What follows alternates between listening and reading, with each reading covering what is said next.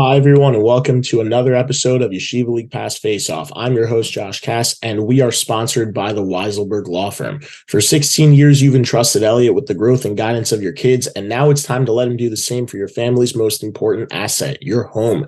Admitted in both New York and New Jersey, Elliot can help guide you through any residential or commercial purchase, sale, refinance, or lease with championship quality and award-winning care. If you're looking for your commercial coach or a new home is your goal, reach out to the Weiselberg Law Real Estate Services today at 917-952-2597, or you can send them an email at wiselawesque@gmail.com. Reminding everyone once again, that's the Weiselberg Law Firm. Please choose wisely. We're back in action for our third episode of the season, and today I'm doing something for Yeshiva League Pass Faceoff I have never done before, and that is to go solo. What I'm doing for you today is breaking down the playoff picture. So we're going to talk JV and Varsity, and I'm going to break it all down for you. Let's get right into it. We're going to start with JV.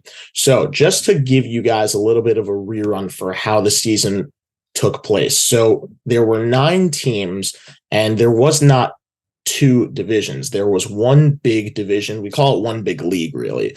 And in JV, the playoff picture works like this. There are 5 teams that make it in. The 1 seed is going to play the winner of the 4 versus the 5 seed in a playing game that they'll play. And then the 2 will play the 3 seed in the other game. And then because there are only 5 teams that make it, so once that playoff game happens, or the play-in game between the 5 and the 4 play, then the next round is the semifinals. So that is how it works. So the way it laid out, the 5 teams that made it in are as follows. So in the 1 seed, we have the SAR Sting. They had a record of 9-0-0-1. In the 2 seed, we have the DRS Wildcats. They had a record of 8-2. In the 3 seed, we have the Hafter Hawks. They went 6-4. In the 4 seed, we have the YDE Thunder. They also went 6-4. And in the 5 seed, the final spot in the playoffs in the Junior Varsity League, we have the Frisch Cougars. They went 4-4-0-2. So that is who we have. And the seeds, if you can do the math on your own, then great. But don't worry, I'm going to break it all down for you. But first, let's talk a little bit about these teams and how we think these matchups are going to go. And in the end, I'll give you guys some predictions. So first off, we'll start from the lower seed, and then we'll work our way up towards the top. So first, we'll start off with Frisch. Frisch, as I mentioned, went 4-4-0-2 during the regular season. They were led by sophomore Albie Hornblas, who has had a really good season, and he's really one of the better sophomores in the league. So really did a good job with not much sophomore talent around him, being able to be a leader and step up. And it's not throwing any slight onto anyone, in the sophomore class who has played and has contributed. We know that they're a deep team, but when it comes to sophomores on this team, Albie's the first guy we think of, at least on the offense or defense side of things. So wanted to just mention that. Second off, in net, Howie Rudolph, who did not play for them last year because Akiva Rotenberg was in the starting spot, has had a really good season. He's been really solid for Frisch all season long. He hasn't given up more than 4 goals in a game, and that includes top teams like DRS, like SAR, like we'll talk about later. On the flip side, while I mentioned Howie Rudolph and Albie Hornblas being really good sophomore contributors in their respective positions, I don't want to take away from guys like Charlie Butler and Sammy Perlman, who have been 2 outstanding freshmen for this Frisch team. And they have really contributed.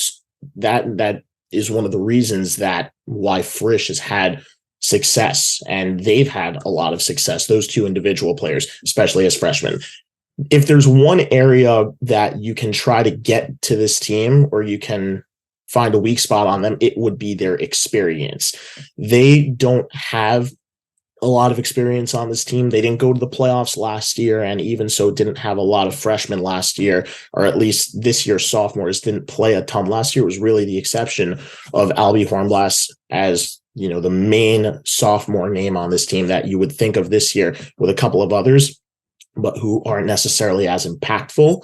And then on the freshmen this year, as we mentioned, or as I mentioned, Charlie Butler and Sammy Perlman have been really good for them this year. And they won a championship in Yavna last year. This is their first year playing against these high schools and don't have high school playoff experience yet. So it's going to be a challenge for them. But as I mentioned, they have been solid all year. So you can never really count them out. They've got a little bit of everything. They've got speed, they've got skill, they've got size, and their home court, if they manage to get a game there, which I don't think is possible because they are the last seed, but if they can make it far enough, maybe even to the championship, which we don't know where it's going to get played yet, they could give any team a run for their money, because if there's one thing we know about Frisch, it's they're well coached, they're going to hustle, they can fly, they are super fast, and they're always just going to have a deep team. And we always expect, at the very least, for them to be nothing other than a tough opponent, if not better than them. So you can never count them out. In terms of their matchup, as I'll get to YDE, which is their matchup, but just to talk a little bit about their season related to what has to do with YDE, they did play YDE during the regular season. It was their second last game of the year, and they played a close game, but they lost 3-1. And that game took place in YDE. If there's anything that we're going to look for, it's to see if they can adjust to whatever mistakes or difficulties they either had or made in that game, because YDE is a tough place to play in, very different than that of Frisch. It's probably about a third of the size of their gym. The ball goes out of play very frequently. If you shoot it high, it's out of play, even if you're trying to take a shot on net. And they have some weird bounces that can create very sudden offsides that just throws a team off balance, and really just it has them just sort of trying to make adjustments so fast that YDE knows how to play in their gym that they sort of catch you and they jump you. And that's basically the one thing I think, or one of the key things that Frisch has to look out for. So we'll see if they can learn from it and if they can go back to Brooklyn and beat YDE. And just to keep something in mind, while you never look past an opponent, if there's one thing we know, that if Frisch beats YDE, it's that they'll play SAR. And even though SAR, as we'll talk about later on, is the top seed in the JV conference, or really in the JV league, and they don't get a free ride to the championship, they're still going to have to play a playoff game to get there. But if if Frisch beats YDE, then they'll go to SAR. And they just tied SAR at the end of the year. So they did bounce back after that YDE game. And even though they didn't get the win, they ruined SAR's chance at a perfect season. And they took a point out of that game, and they needed it. So it's going to be very interesting to see what happens. And we'll see maybe if Frisch can manage to, beat YDE and then go in and beat SAR, they will have completed the turnaround of having lost to them, then having tied them, and then beating them. And especially in the playoffs, can't get any better than that for them. But that's what we have on Frisch. So next, let's move on to YDE. YDE is the 4 seed in the JV league. They had a record of 6-4 during the regular season. They aren't a super deep team. However, they all play hard. All of their players play very hard, and every single one of them has the ability to contribute. Jacob Dweck, just to mention a couple of names, has had a really nice sophomore season. Alan Fallis and Stephen Franco, 2 of the freshmen on this team, have been outstanding as well. They were 2 of the more hyped freshmen coming into the league, and they've proven that they can do it on the high school level, even playing against competition who is older and more experienced and more talented than they are, because there is still a lot of talent that is more than what they have around this league. Now, that being said, we talked about how they're playing Frisch. They did beat Frisch in the one game they played earlier this year. That happened in YDE. It was a 3-1 final. And we do know that they have the capability to beat Frisch. But as I mentioned when talking about Frisch is good at making adjustments and refocusing what they need to get to when it comes to facing a team, or repeatedly facing a team. And this is a playoff game. YDE has not had a JV playoff game in a very, very long time. Meanwhile, while Frisch didn't have one last year, they've been there numerous years before, and they know what it takes as a school, as the coach behind the bench for them who's been there numerous times. And it's just going to be really interesting to see what happens. Can YDE continue their play the way that they have the last couple of games, because it's not just Frisch that they beat. They also had an overtime victory against TABC, either right before or right after that Frisch game. I don't remember.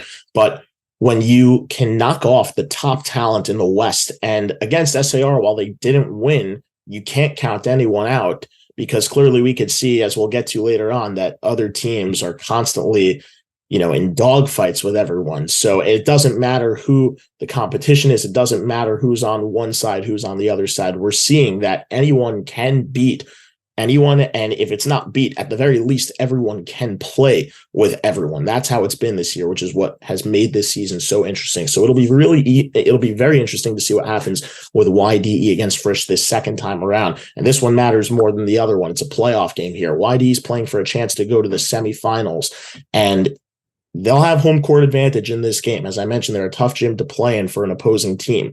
So we'll see if they can take advantage of that. I think that it's going to be a great game, and we'll see what happens. So now let's move on to the 3 seed. The 3 seed is the Hafter Hawks, and they also had a record of 6-4. For those of you who are wondering, you say YDE also had a record of 6-4. Why was Hafter ahead of him? Hafter had the head-to-head against YDE on the season. So they won the matchup against YDE during the regular season. As a result, they climb up a space ahead of YDE in the standings. So they're the 3. So Hafter, similar to YDE, as I mentioned, is not a very, very deep team, but they do have a good mix of 9th and 10th grade contributors. You're looking at Jacob Stern, Jared Pollock, Sammy Mayer, and Cooper Sobel, all as 9th graders who have been good contributors. They've had rock solid seasons as freshmen.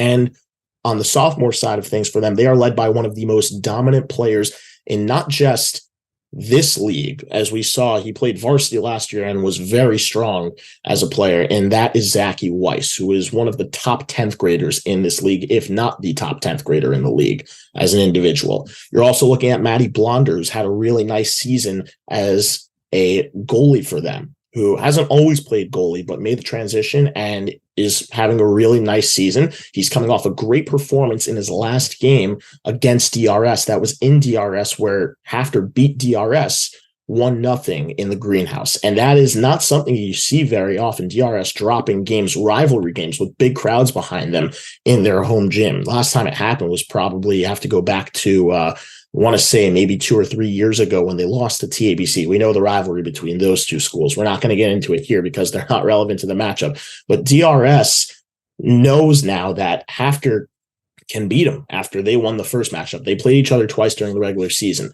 Meanwhile, that being said, Hafter has momentum, and they have momentum against the same team that they're going to play right now in their next game, and it's in the playoffs. Now, the game won't be at Hafter, it will be at DRS, but Hafter lost the first game in Hafter and then won the second game in DRS. So far, the away team has won every game. They split the season series, but it's going to be very interesting to see what happens in this playoff game. And if Hafter can figure out a way, the same way they did in this first game, or not this first, but the second game of the season against DRS, to put the crowd behind them, at least on the DRS side. And if they have a big showing to get their fans into it, we'll see if they feed off of that. We know they're known for bringing out big crowds, especially in these playoff games, especially local playoff games. That's, not in Hafter. I'm sure they'll get a good crowd at DRS, but it's going to be a great, great game. And we'll also see, as we'll talk about with DRS very shortly, how DRS adjusts and to see if they can bring themselves back to where they were, which was initially the team that statistically was better against Hafter before Hafter took that second game against them. So let's move on to DRS, as I just alluded to. So DRS, the 2 seed in the JV division, they had a record of 8-2. And to talk about them a little bit, they are very, very deep. They have a little bit of everything, or really a lot of everything on this team. They have speed, they have skill, they have size, they have great goaltending, they have incredible defense. They have been rock solid. They've been very much the same sort of layout or look as what their varsity team is in DRS, which is known to be a defensive machine. But let's talk a little bit about their individual players. So they're led by Josh Lampert, who is one of the top 10th graders in the league as well. And he has great support at his sides with Ami Marks and Zevi Fuchs.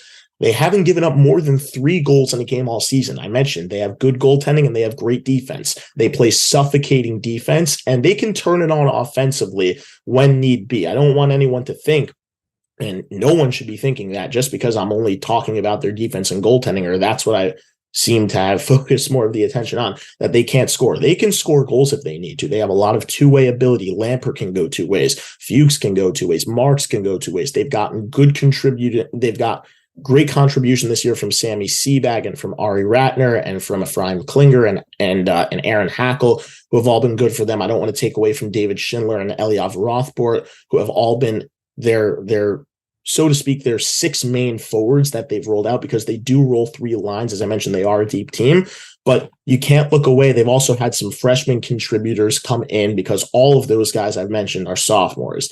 And you don't want to look away from guys like Eitan Rogoff and Harry Ritter, who can always come in and fill a gap or give another one of those mainstay players a rest. And I've already mentioned defensively, they are an absolute monster. They've got they have Josh Lampert, they have Ami Marks, they have Zevi Fuchs, and those 3, like, that is their 3-headed monster right there.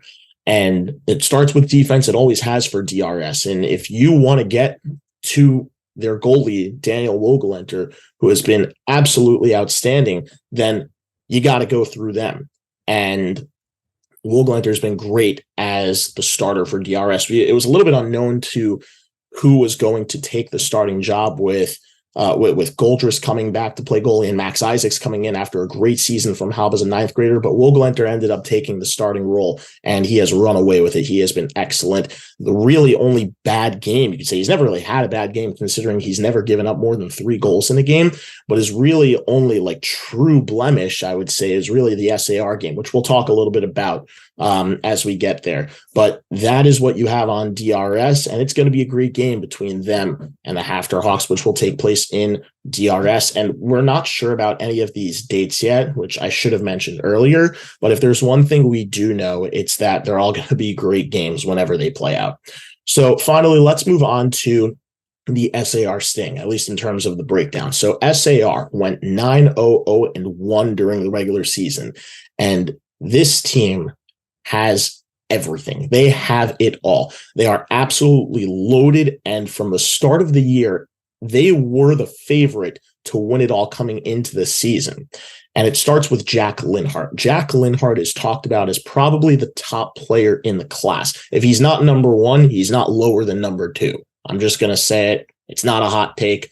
Anyone's entitled to their opinion, but stats prove it, back it up. He was incredible as a freshman. If anyone remembers the award show last year, there's a reason he won the first line all-pro, it's not all-pro, but the first line, the all first line offenseman award. And he has been absolutely outstanding this season. There has not been a single team that has been able to contain him or to slow him down. And while he hasn't scored 15 goals a game, if you're drawing the intention of, if not literally the entire team, figuratively the entire team, that you still can't be slowed down, you know you're a dominant player. So it starts with Jack Linhart, who's talked about as the top player in the class. And his line mate Niedziter is not far behind him. He brings a lot of speed, really complements what Jack Linhart can do in Linhart's ability to play more of a slow-paced skill game. Not that he can't run, but he likes to control pace and to really try to slow teams' momentums down against them. And then you have Nate Zitter, who can speed things up, and they really complement each other. You've also got Michael Goldman, who's been a rock-solid goalie for them in net, only giving up 5 goals all season. Ellie Fenster and Eitan Adler have been great for them again this season, but as sophomores last year, both of them were key contributors as freshmen. And they got a big transfer in Natan El-Sadi, who came over to SAR, who has also been great back to his ways when he was playing in Hank on a very high level. And they've gotten great contributions from freshmen as well. So I don't want anyone thinking I've only spoken about the sophomore class, that it's all in the sophomores. No, because they have 3 freshmen who have been outstanding for them as well. And that I want to shout out Adine Cattler, Jonah Nayowitz, and Jack Duche, who have all been great for them. And we know, and by pointing it out now, that it's not all in their 10th grade class. So forget about also just what they have for this year and what their goal is. It's also going forward, maybe for the next year, the years after that. We'll see, obviously, when players come up. But those three guys have been key contributors as freshmen, and SAR has been able to balance that out with the sophomore talent they have, which is probably the best and the deepest in the league. Now, with that being said, they have beaten every team at least once this season. However, they, as I mentioned, don't have a 10-0 record. So it's not a perfect season for them. Their one blemish at the time is a tie to Frisch, which came in their last game of the season. And they will play Frisch if Frisch beats YDE in that playing game. Now, the game will be at SAR, but that's also where SAR tied Frisch. So we'll see what happens. As I mentioned when I talked about Frisch, if Frisch can beat YDE and they'll go to SAR, they'll have a chance to turn the script around completely, where they'll first have lost to them. But that one, I want to point out, that loss was 1-0 in a tight game, where Frisch only lost, or not lost, but rather SAR only took the lead with like a minute, 2 minutes left in that game. So that was a really good game. It happened way early on in the year. And I want to point out again, the coaching staff from Frisch making adjustments and doing a good job to refocus his team, because they played earlier in the year and it didn't go Frisch's way. And although Frisch didn't get the full 2 points, they managed to get a point out of it and didn't lose the game in overtime. They tied SAR in their last game of the year. So lots of time in between clearly allowed them to game plan, and we'll see what happens. But it's also the same thing on SAR side, where now lots of time has elapsed since their first Frisch game to the second Frisch game, and the second time they tied them. But Frisch does not have a lot of time to make that many adjustments for however they're going to come out and play SAR in this playoff game. If they win, they also have to beat YDE first. So SAR does have the advantage there. And either way, whether they play YDE or Frisch, it's going to be very interesting to see what happens. So that's a little bit about what each team has and their matchups. So I just want to remind everyone where these games are all going to be played. So we, again, have Frisch playing YDE. That game will take place in YDE, and that's the 4 versus the 5 play-in game. And then you'll have the winner of that game, no matter who it is, going to SAR. And that game will either be SAR against YDE or Frisch, and that's the 1 seed versus the 4 or the 5, depending on who wins the game between the 4 and the 5. And then you'll have DRS versus Hafter. That is the 2 versus 3. DRS being the 2, Hafter being the 3. The game will be in DRS, and that'll be the other semifinal game. And then the winners of those respective games will play each other in the championship. And the location for the championship is still to be determined, so we don't know where it is yet. But we'll see what happens as time progresses and as the playoffs come along, because maybe if teams get knocked out and they have a gym or a floor court that is suitable to play the championship game on, then maybe it's possible it gets moved there, and then we can break things down a little bit more. But we're not going to talk about that now. That's coming in the championship preview episode. So in the meantime, let's get to the moment that you've all been waiting for in JV, and that is the predictions. So first off, YDE Frisch. I actually have Frisch beating YDE in this game. I talked about how Frisch has been great at making adjustments. You saw it when they played SAR the first time versus the second time. You saw it when they played TABC the first time versus the second time. They played SAR twice and TABC twice. Those were the 2 games that they had to play against teams twice. TABC, they tied the first game, but then beat them the second game. SAR, they lost the first game, but then tied them the second game. So you can see how when given a second chance, Frisch has really been able to take advantage of either like notes or film if it's been accessible to them, and to use it to their advantage and to build themselves up to be able to have a better result than what they had the first time. So I actually like Frisch beating YDE. However, that game could go either way. I won't be surprised if YDE beats them. It's going to be a great game no matter what. Then the winner of that game will go to SAR. I have SAR beating whoever the winner of that game is, whether it's Frisch or YDE. However, no disrespect to YDE, I would give Frisch more of a chance against SAR because of their results during the regular season. And I mentioned it twice already. I'll say it a third time to remind the viewers that they are the only team who has taken a point away from SAR in a game. So it's going to be interesting to see, because SAR didn't walk away with 2 points against Frisch. Now, they didn't lose the game, but they did not win it either. And because it was a tie, it ruins their opportunity for a perfect season. However, they can still get the undefeated season, but let's not jump too far ahead of the curve. Meantime, let's move on to DRS Hafter. So far, the away team in 2 games with these teams playing each other has won. So DRS won against Hafter in Hafter, and Hafter won against DRS in DRS. I like DRS in this matchup. I think that they'll pull through. It was a 1-0 game.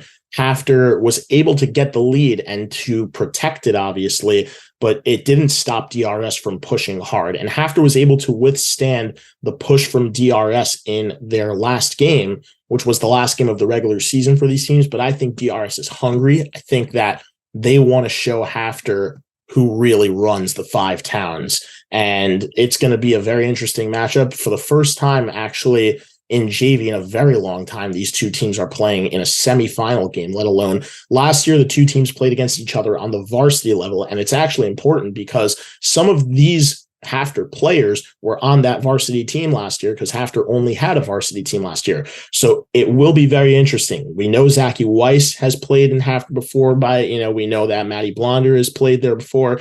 And there are a couple of other names on this list, Max Chubak, for example, who has played there before.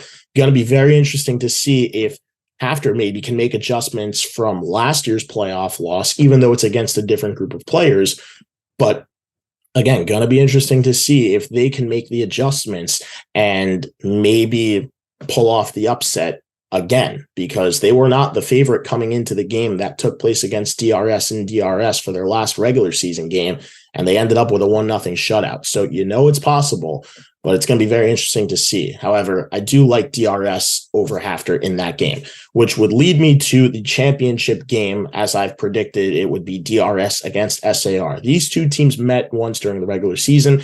That game took place in SAR. SAR took a 3-0 victory over DRS.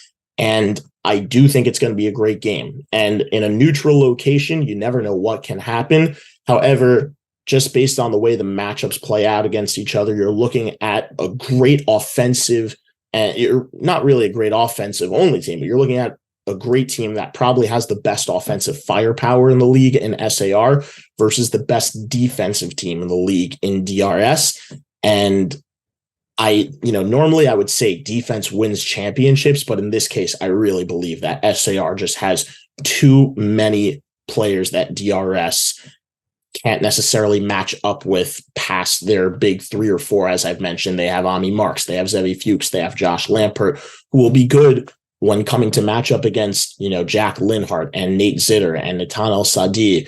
But how do you find an answer for everyone else? Again, past those 3 guys, you're looking at Ellie Fenster, you're looking at Eitan Adler, you're looking at Jonah Neowitz, you're looking at Adine Cattler, you're looking at Jack Duche, and you still have to put the ball past Michael Goldman for a DRS team that I mentioned can score, and they can have very good opportunities created offensively, and they can have a lot of opportunities, and they can be very successful in getting those opportunities. But the question is, can they put the ball in the back of the net, which they didn't do against SAR in the first game? So my pick for the championship is SAR. So if this thing gets aired out much later on and I'm correct, then I'm not going to congratulate anyone, but I am going to say that I think that we are set up for a great JV playoff picture and great games to come. And it's going to be very interesting to see what happens. Best of luck to all teams.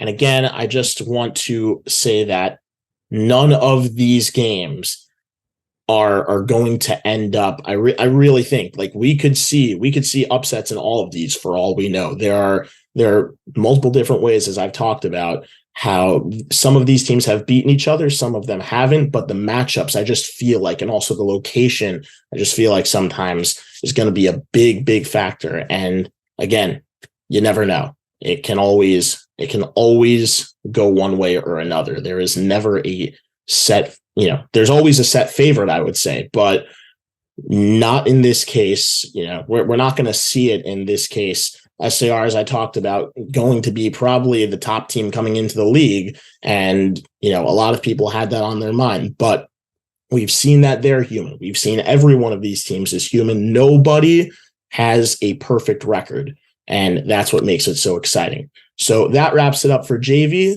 Let's move on to varsity. So in varsity, it works a little bit differently for the playoffs than it does for JV. So here's how it works. I'll break it down for you. In varsity, 5 teams from each division make the playoffs. Yes, as opposed to JV, which only has 1 division, varsity has 2.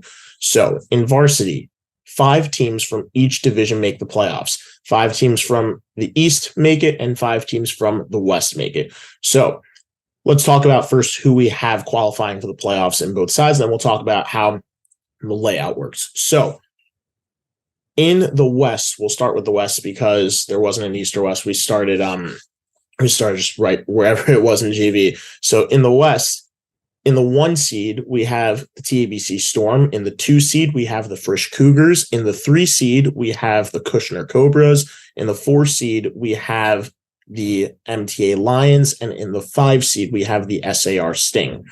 In the East Division, in the 1 seed, we have the DRS Wildcats. In the 2 seed, we have the Hank Hurricanes. In the 3 seed, we have the Hafter Hawks.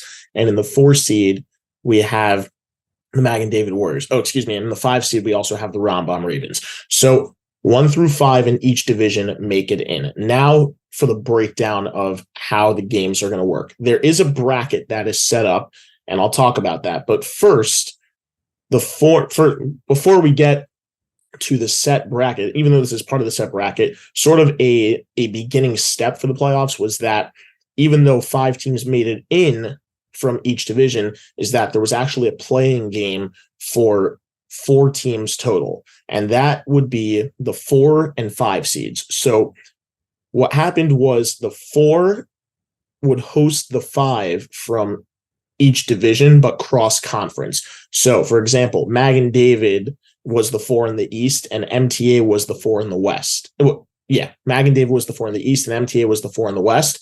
So the Magen David Warriors would host the 5 seed from the West Division, and the MTA Lions would host the 5 seed from the East Division. So Magen David hosted SAR. That game took place earlier this week, and SAR won 6-1. Unfortunately, there wasn't a live stream for that game, and I couldn't make it out there. It was a very good game from what I heard, and it only really spiraled out of control late. With that being said, Magen David knocked out of the playoffs. And now what happens is that the 5 seed, being the SAR Sting, take over the 4 spot in the East, even though they're from the West Division. So SAR now becomes the 4 seed in the East. Then Rambam played MTA. That took place last night. At the time of recording this, it's Friday afternoon. They played MTA on Thursday night, and Rambam beat MTA 5-0. So very interesting to see that both 5 seeds in the East and the West going to the 4 seeds cross conference and knocking off the 4 seed on the road in pretty dominant fashion. 5-0 for Rambam, 6-1 for SAR. In that Rambam game, there was a live stream, so I was able to catch part of it. Zevi Herskowitz, who I've mentioned previously in the podcast, was leading the league in goals up until the end of the season. I don't believe anyone took over. I believe the second closest was Joe Catton from Flatbush, who came a goal or 2 shy of him. Zevi Herskowitz scored all 5 goals in that game for Rambam against MTA. He was absolutely incredible. No disrespect to MTA. They played a really good game. Don't let the 5-0 score fool you. It was not Rambam dominating MTA. There was a lot of back and forth action. Both teams had it in waves. The real difference maker in this game was the fact that Rami Kesak was in net for Rambam and Jesse Morgan was in net for MTA. And no disrespect to Jesse Morgan. He's been real good for the MTA Lions all season long. But Rami Kesak right now is battling to claim title, the number 1 goalie in the varsity league, and proves it by throwing a playoff shutout that he deserves to be up there. And I do want to tip my cap to all of the seniors that played on both sides last night, with it potentially being their last game. I do want to shout out the MTA Lions seniors for really just hands down, just no quit, they went down early, but they never gave up, and it was a real good game. And there are too many names to shout out. But most notably, I want to call out Avi Glick, who has an absolute bomb of a slap shot. Younger brother of Shmuley Glick, who I coached back in Rambam. I heard lots of great things about him, and I was able to see it last night. And also Eitan Cantor for just absolute nonstop hustling and giving it his all.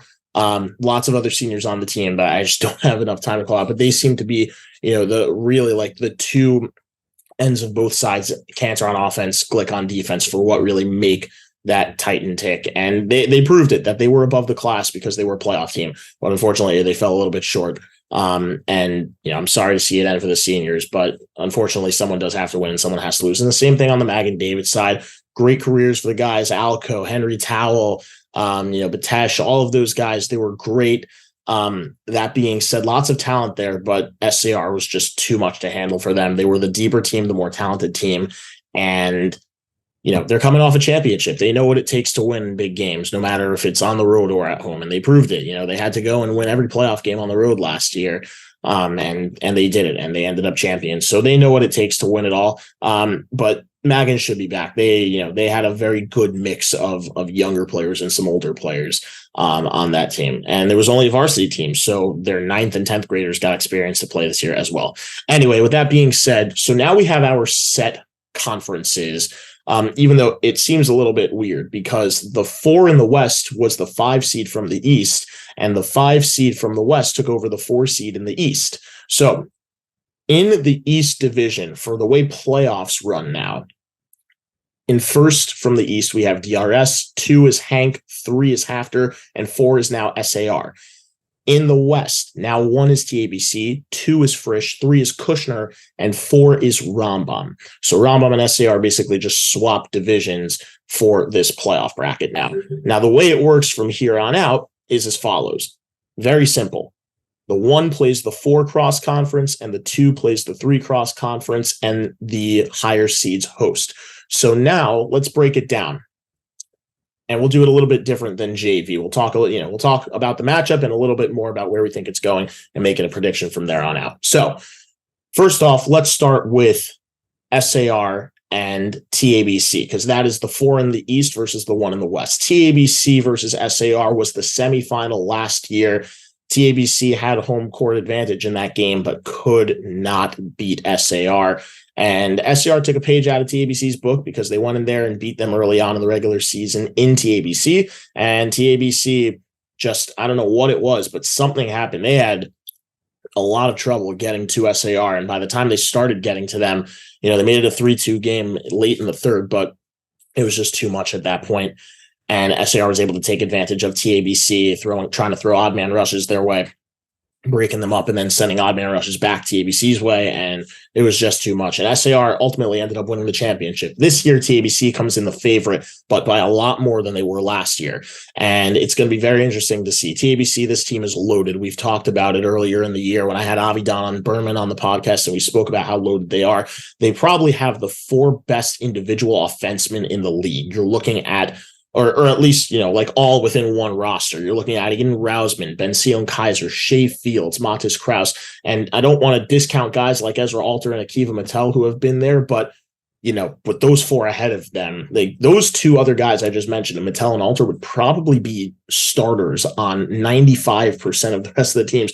Maybe not necessarily DRS, but definitely almost any other team in the league, as we'll get to DRS later on. But with that being said, it just shows how deep this team is offensively. They can outscore anyone when it comes down to offense versus offense. And on the back end, I don't want to take away from guys who they do have a good, solid defense. And they're a younger defense also that's proven they can play with the best of the seniors this year because they're juniors. And you're looking mostly at Aryeh Simon, Yonatan Barofman, Aryeh Izekowitz, Ethan Moskoff. I definitely want to shout out Max Borger, who, no question, spoiler alert, is probably going to get comeback player of the year. Hasn't been able to play 3 seasons prior to this with injuries, and now coming back. And not only is he coming back, but he's playing like he has never played before. He has been absolutely outstanding for the Storm this year. He worked his way up to being a captain this year. The players respect him for coming back and giving it everything after not being able to play the last couple of years and still being there for his teammates when he couldn't play and being committed. And he has been absolutely outstanding. I had the opportunity to coach him in Camp David, and I know how hard the kid has worked. Really just unbelievable. And then in net, you're looking at, they have the ability to throw out tandems if you really want to challenge them. But I don't want to take away, well, no disrespect to Shia Forgash for not having the starting role this year, although he has gotten some opportunities. Amichai Dresner has been good. Really just the one exception to a bad game, I would say, was probably the DRS game, in which they lost 5-0. And even so, it wasn't really such a bad game. He played well enough for the team to win. The team around him really just kind of collapsed, and it really just wasn't, what I think they expected going into it. But with that being said, this TABC team is absolutely loaded. And then behind the bench, you can't forget about Mo Fuchs and Jakob Apfelbaum. They've been absolutely unbelievable together for, I don't even know how long at this point.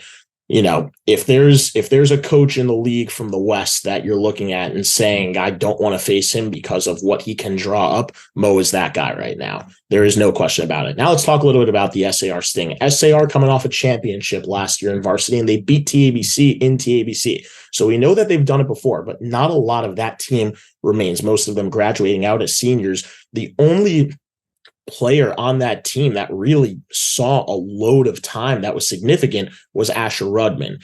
And, the rest of the supporting cast around him is solid, but not on the same level as he is or as the rest of the team last year was around him.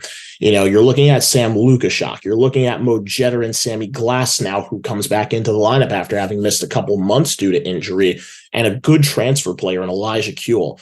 And I'm not taking away from anyone else's name who I don't mention. I apologize. They are a deep team, but they are not loaded with the same level of talent they had last year. And it's going to be very interesting to see. Now, as I talk about the coaching matchup, Jacob Schwartzman proved that he could jump right into the league and give anyone a tough time trying to play matchups or strategies against him, because last year, first-time head coach wins the championship, and he was incredible, found a way to get his guys under control, down 3-0 in the first period, less than 5 minutes into the first period, let alone last year in the championship game against a team that swept them during the regular season. And then they find a way to pull it out of the fire. And, the rest is history. It really goes to show. And, even though it's a different league and it's JV, he's doing an outstanding job in JV again with the junior varsity SAR team, which is the favorite to win the championship. And anyway, back to varsity. He's not a guy I'm looking at and saying, hey, I want to face that guy either in the championship. Not in the championship, excuse me, in a playoff matchup. And it's going to be a rematch of last year's semifinal. So, with all of that being said, even though on the coaching side, I think that while Mo has the edge, you can't count Jacob out, because that's what I think a lot of the viewers and spectators last year did when he got to the semifinals against Mo and then the championship against Jaak Lisker. It wasn't really, what a lot of people expected, but I mean, he pulled it off. He did a great job. That being said, I think that I think I just have to go TABC here. They're just so loaded, and the team as a whole is just, I think it's going to be too much for SAR to handle. That being said, as I mentioned with the JV segment, you never know. It can go either way. Sometimes it just happens. And sometimes all you need is a bounce to be able to pull off an upset like that. And we'll see if it happens. But out of the SAR TABC matchup, I like I like TABC advancing to the semis. The second matchup we're going to talk about is the second 1-4 game, and that's Rambam against DRS. Rambam and DRS played on their last game of the regular season. That was Monday earlier in this week. And DRS took it to them. Now, the thing for Rambam is that they are dealing with some injuries now, and you can see it in their, you can see the way they played against DRS versus the way they played against MTA. It was clear that they were missing guys who couldn't play. I want to look at Shmuel Fader, one of their alternate captains who couldn't play in that DRS game, came back and was impactful against MTA. I want to look at Donnie Mayer, who couldn't play in that game against DRS, but now is going to hopefully be back. Couldn't play against DRS and couldn't play against MTA, but is hopefully going to be back for the quarterfinal game against DRS. With that being said, obviously we know about it when it comes to Rambam that their firepower and the heart and soul of that team is coming through Zevi Herskowitz and through Rami Kessog. Zevi Herskowitz has been an outstanding goal scorer all season long, all of his entire Yeshiva League career. Forget about just this season, but this season especially, almost breaking the goal record. He was a couple of goals shy of tying and then also breaking it. Scored in the low to mid 30s this year, and then a 5-goal game in the playoffs against MTA. That just, he's going to be a tough player to stop, and he's going to get his opportunities against DRS. He's that good a player. His line mate, Mendel Rosenberg, complements him really well, brings a lot of speed to the floor, and is tough to contain as a whole.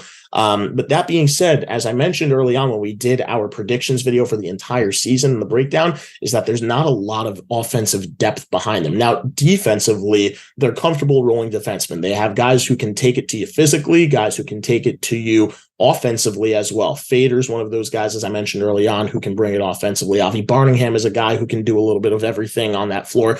Offense, defense, good shot, but good, hard, physical player. Not dirty, but aggressive player who can be a force to be, who's not a guy you want to be going into a corner with necessarily. Yona Greenfield, a guy who a lot of people seem to underestimate because he's on the smaller side, but don't let that fool you. He is aggressive as it gets, and he can do it cleanly. He's a good overall defenseman who's starting to shine a little bit more offensively now. And that's going to be something that Rambam needs to get involved, I think, if they want to have a chance of taking down DRS, is getting opportunities to score from their defensemen as well. And then I also want to point out in net, you still have to score on Rami Kessog, who is arguably the best goalie in this varsity league if you're DRS, because he's not going to be an easy nut to crack. He's going to make the saves that he needs to make to give his team a chance to win. He recorded his first career playoff shutout in both middle school, high school, elementary school, everything that since he has began playing goalie. And he is going to be a tough goalie to beat.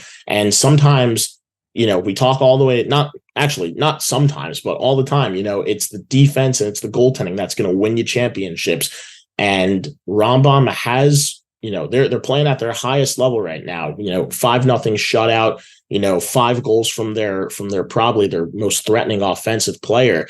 DRS is going to have to find a way to make sure they can stop Zevi Herskowitz from scoring on them, and can't forget about anyone else, even though they're not super deep offensively. And then they're going to have to get by that defense, and they're going to have to get by Rami. It's going to be very interesting to see what happens for at least on the Rambam side of play. Now for DRS. DRS comes in the clear favorite in this game. They're going to host this game. It's going to be in DRS, and they haven't played Rambam in DRS this season. They only played once, and the game was in Rambam, and it's going to be interesting. Now, DRS, on the other hand, did not have their number one starting goalie, Daniel Austin, in that game as well. And I do want to say that it's going to be very interesting to see maybe Rambam not so aware of the fact that, they didn't catch DRS as starting goalie. However, they have faced Austin in the past, and he hasn't ever shut Rambam out, and they've always played pretty decently against Austin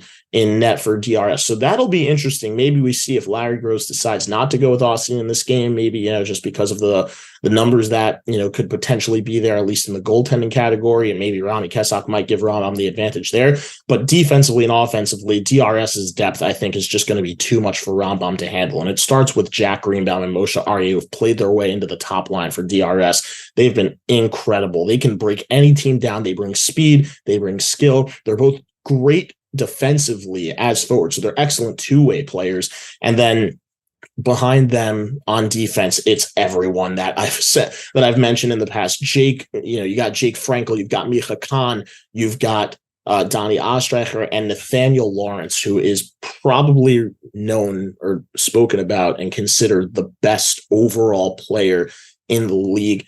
Defenseman who can lock any offenseman down. We've seen that all year, but also has the capability of scoring 5 goals a game if he needs to. His shot is absolutely lethal, and from anywhere, it's incredibly accurate. It's a blistering shot, and he doesn't wind up. That's like the big factor that everyone forgets about. Imagine what the kid would be doing if he was taking slap shots and picking spots. He would be unguardable almost. It would be impossible to stop him. But he has focused a little bit more on not trying to score as much and just playing defense. If you remember his interview I did with him 2 years ago, he said he wanted to become more of that player because he was getting a little bit more predictable to face, and teams would sort of just try to zone in on his shot, and then they'd have to rely a little bit more on everyone else to do something they weren't necessarily accustomed to doing. So I do want to mention that. And then the rest of the offensive depth that I didn't get to mention, I definitely want to shout out Ben Ritter. I want to shout out Ariel Rogoff. I want to shout out Kass.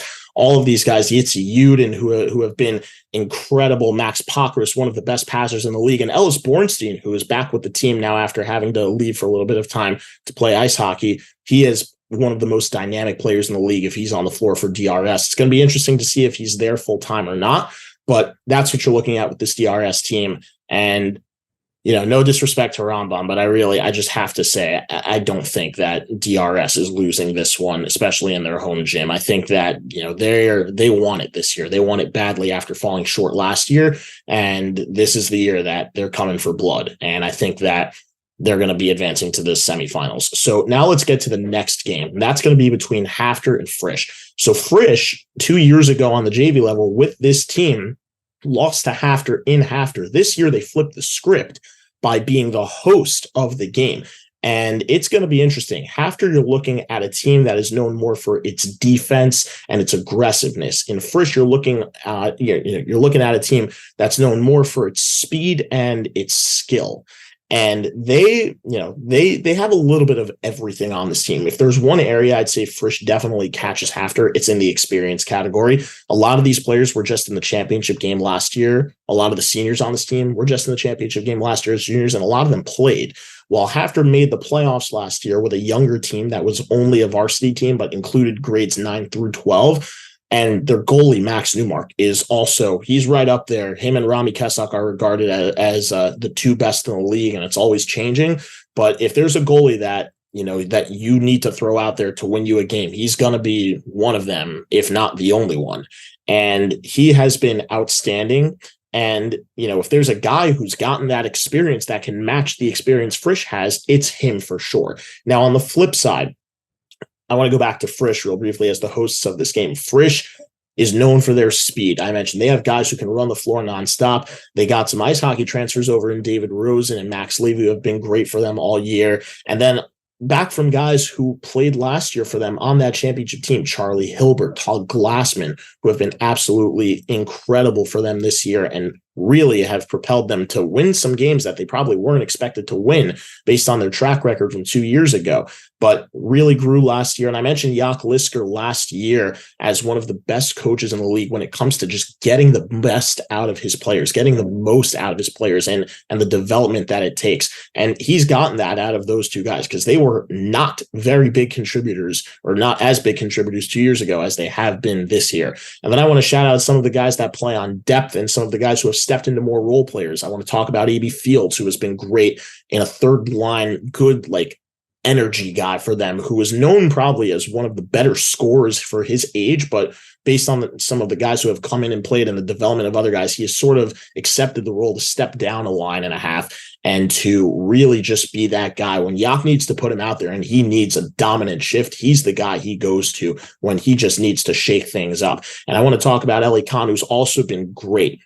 Eli Khan, absolutely lethal shot. He's got a lot of speed, but he can protect the ball really well. He's a sizable guy that carries a lot of speed, tough to knock off, gives them an opportunity to shoot left-handed. He has been great for them as well. And then I want to talk about guys on the back end like Ryan Bugsbayev and Eitan Fine, who have been really good for this Frisch team. And both of them are juniors, and they're going to be, they're playing at a high level against all of these top seniors in the league as well. So it's going to be interesting to see how they can adapt. And even though we're talking about this year, next year, they definitely have something bright on the back end. And then finally, their goaltender, Akiva Rotenberg, who wasn't the top goalie for this team 2 years ago on the JV level. He wasn't playing. But this year, he's got it, and he's been great, and he's been a big part of their success. So going to be interesting to see how Frisch performs. They're a home team, and they're much better in their home gym. We've said it in the past.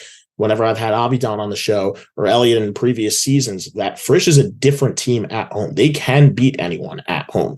And we'll see what happens here against the Hafter Hawks. Now on the Hafter side, I already talked a little bit about Max Newmark, and Hafter's not as deep a team as Frisch, but they have talent. They've got Jonah Olener, who's having a really good season. They have Jacob Wolf, who's having a really good season. Isaac Goldschmidt has been not Isaac Goldschmidt, excuse me, he played for Hank last year. James Goldschmidt, who came to play hockey for Hafter this year, is having, well, not necessarily on the stat sheet a great year, is having a super effective season. He is an absolute workhorse. I had the opportunity to coach him in Camp David. He can fly. He's got lots of speed. Two-way player, can play offense, defense, power play, penalty kill, first minute period of the guy, last minute of the period type guy. He can close games out. He can shut guys down defensively. He has been absolutely incredible for them and a really big boost to this team, which was lacking a little bit of that sort of energizing player in this, on this roster. And then I want to talk about guys on the back end. I already mentioned Jacob Wolf, but he plays really more of a two-way style where he can also play offense. But I want to talk about Jonah Fish, who has been a good defenseman for them this year. And then guys on the, on the depth side of things, they have Zach Newmark, who they can roll out, who can play both offense and defense. They have they have Alex Ernst, who has provided a lot more speed into the lineup, as well as Shlomo Young, who we know how fast that kid can run. These kids can fly. They're known to be more of a work hard, aggressive, fast team than they are just like a pure speed and skill team, which is probably what you're going to see a little bit more over in Frisch. However, we also said at the beginning, or I also said in the beginning, that they do have Max Newmark, and he's going to be a tough goalie to get shots past.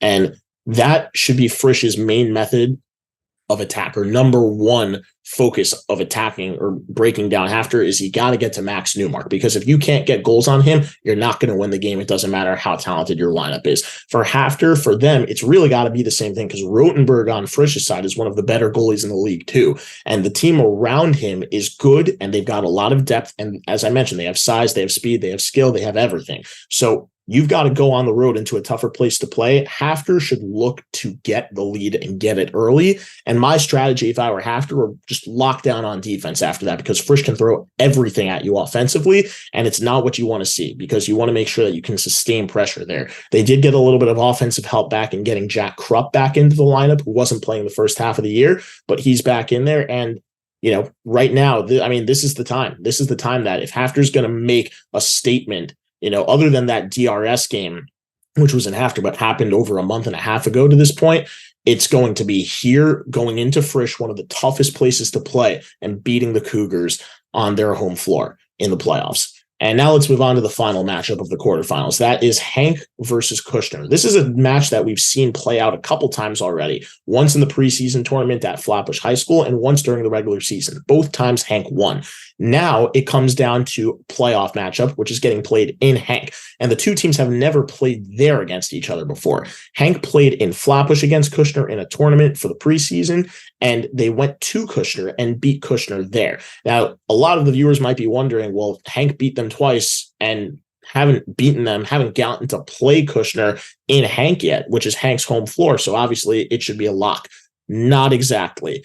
Hank has been great this year. Their only two losses have come to DRS, which says a lot, because a lot of teams did not think they'd be playing at the level, or at the level at all, close to it, where they've actually ended up. A lot of people thought they'd be tough, that they'd be easy to score on, that they wouldn't have, great defense, and that, their sole focus would have to be keeping Elliott's hockey off the board. But that hasn't been the case by any means. They have been excellent defensively. They've gotten good goaltending from a tandem of goalies. They've played in both Josh Frankel and Itai Holtzman as a freshman, who's had some good games. And then you also look at the fact that Elliott's hockey isn't scoring 3 goals a game consistently. He can, and he's always the threat to do that. But we talked about it last year at the end of the season show when I had Elliott on, and he said that Hank is going to need Elliott's hockey to score 40 plus goals for this season right now, if they want to have any sort of success. And he hasn't needed to for them to have success. So Hank has done a really good job, and it all comes down to Rabbi Harris, I think, at the, on the coaching side of things, who has done an outstanding job, developing the players around Elliott's hockey. And I want to shout out guys like like Ilan Kogel, and I want to shout out Ellie Schwartz, who have both been outstanding for Hank, and a big transfer who not a lot of people would thought would be as big in Yoni Lovi, who came back over from DRS. He went to Hank for middle school, played the first 2.5, 3 years of his high school career at at DRS, but then decided to switch back for Hank to Hank for his senior year, and he's been a big contributor for them as well. And then also you have guys coming up from the freshman class who all just won the championship as 8th graders last year. You have guys like Judah Weitzman. You have guys like Avi Hackle, guys like Mo Ackerman, who have all been key contributors. You also have Isaac Silberger, who has been a big contributor for them on the back end. And then I don't want to take away, obviously, from Marilis on the back end for Hank, who's also one of the best overall defensemen in the league and also a junior. So going to be very interesting to see what happens when this game goes down. And my question is, Hank has been to the playoffs the last couple of years, but their runs have sort of fallen short, and they've had opportunities to win against teams that maybe they should have beaten but haven't. Will this be the year? That's what we have on Hank. Let's talk about Kushner now. Kushner is very much the same team that they've been the last 2 or 3 years on the varsity level, and that's a team that's not very deep, but they've got a lot of talent for the players or what they have to work with on the roster. It starts at the top with on the back end with Kobe Eisenberg and Sean Felderman, who have been excellent for them this year. And then on the offensive side of things, Sam Steiner and James Orbach. And keep in mind that last year, all of these guys, every single one of them played varsity because they merged the teams. And when Kushner made it to the playoffs and played TABC in the quarterfinals, TABC was facing these players. And really, I'll flip it around and say that Kushner was facing TABC with these guys, having Orbach, having Eisenberg, who were 2 sophomores at the time, playing at a very high level against these guys 2 years older than them, a year or 2 older than them. Guys like I've mentioned on TABC, Matas Kraus and Shea Fields, but guys who have also graduated out of the class, such as Eitan Adler and Ryan Brandwine and Jordan Ryder and Moshe Kaiser, and Shlomo Mattel. And it all goes to show that these guys have experience, and they've proven it again this year. 2 years ago, they were a semifinal team, and they played a close game with DRS, and they were short of going to the championship. But, if they get hot at the right time, because that's what happened 2 years ago, they've shown that they can win, and they've beaten teams, and they've played close with teams like they've needed to this year while being on that run. They beat Frisch earlier on, not too far, not so long ago. And that was a dominating win for them in Kushner. They played a close game at TABC. They haven't played DRS and haven't played Hafter this year.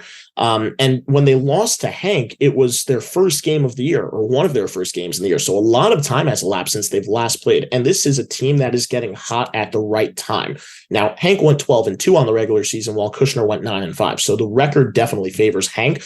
And even though Kushner is not as deep a team as Hank and might not be as talented a team as Hank, sometimes you see it all the time in professional sports, especially, where you just need to be hot at the right time. And this Kushner team is hot at the right time.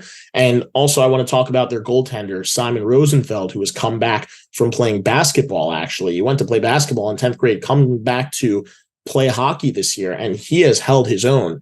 As 2 years ago, he was not looked at as a goalie who was really going to be seen as the number one problem on that Kushner team. But this year he's come back and he has really played well, and he's given them a chance to win in almost every game that he's played. And with the exception of a game against TABC, like way earlier on in the year, and really that being it, maybe the first game of the year against Hank, but 2 way earlier games in the year, he's played pretty well. And that is not something you want to see if you're Hank, needing to score goals on a team that can score them in bunches just the same way you can. So it's going to be, I think this is the game that's probably going to be the most interesting, because it's happened before, and each time Kushner has climbed a little bit closer, but can they get over the hump? And they're hot now. And as I said, sometimes you just got to be hot at the right time, and Kushner's hot at the right time right now. So I think it's going to be probably the most interesting game in the quarters. And with that being said, this is one where I can't really just give you an answer right away. All sides point to me wanting to take Hank here, but I'm actually going to take Kushner because they're the hotter team. So that sets us up for the following. And that also wraps it up for the quarters, which means that the semifinals with the predictions that I'm making. So again, I just want to remind everyone, I'm taking DRS over Rambam. I'm taking Frisch over Hafter. I'm taking TABC over SAR. And I'm taking Kushner over Hank. So here is what we have now. It means that we have DRS playing the winner of Hafter Frisch, and that means that they'll play Frisch, and it means that we have TABC playing the winner of Hank versus Kushner, which means that they'll play Kushner.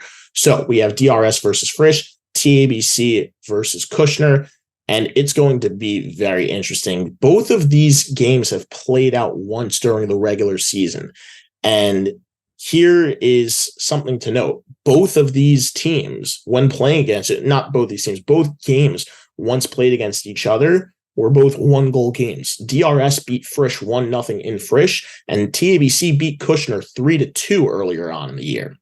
And that was most recent, actually, because the first time TABC beat Kushner by a lot more than one. So let it be known that these teams are a lot closer with each other than they might actually sound when it comes to talking about the matchups.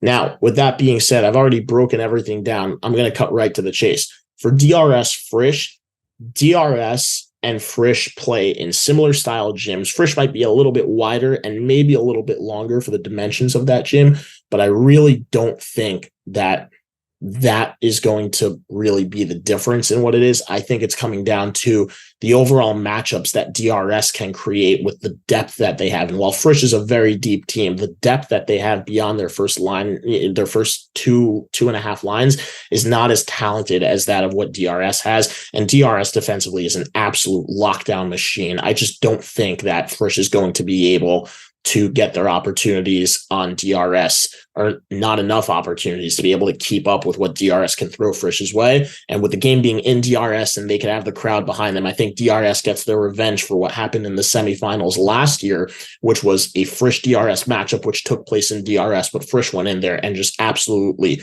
floored it against DRS. The Wildcats couldn't do anything. They got one power play goal. The game was pretty much over at that point. I think DRS gets their revenge and goes back to the championship on the varsity level this year.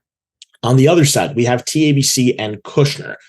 I think that Kushner wants their last shot because they've played TABC closer little bit by little bit, time and time again.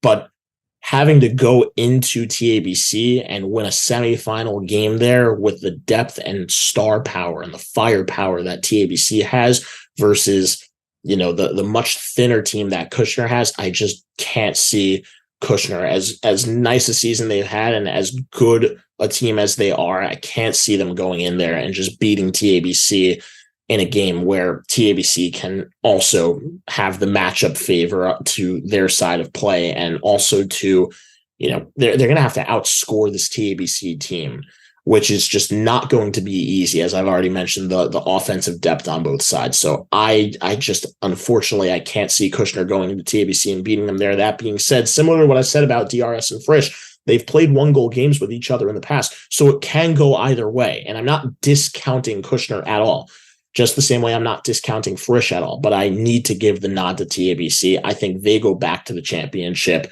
in the varsity level. And that sets us up for a rematch of what this JV league, when it was 2 years ago, what that championship matchup was with these two exact same teams, DRS and TABC.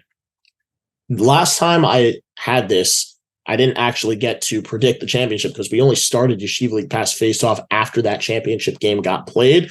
However, back then, when talking with a couple of the other coaches and Elliot, Avidan, the guys I was on the broadcast with, I predicted TABC. This year, I'm going the other way.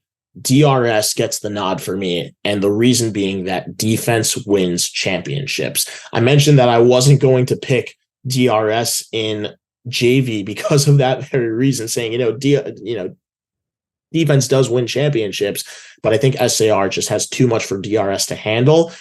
But I think it's going different in varsity. And the difference is that we saw it play out to SAR's favor in JV, while it didn't for DRS. And this year in varsity, we've seen it play out DRS's way and in dominant fashion. I was at that game between DRS and TABC, but DRS just put up a clinic defensively against that incredible, talented, deep offense against TABC. Now, if there's something that TABC can look at, it's that this game is likely, well, not likely actually.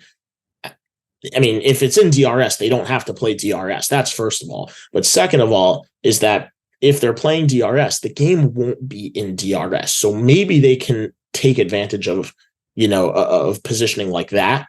But I just don't think that TABC has enough to stick with DRS in terms of being able to defend them and, get their offensive opportunities at the same time.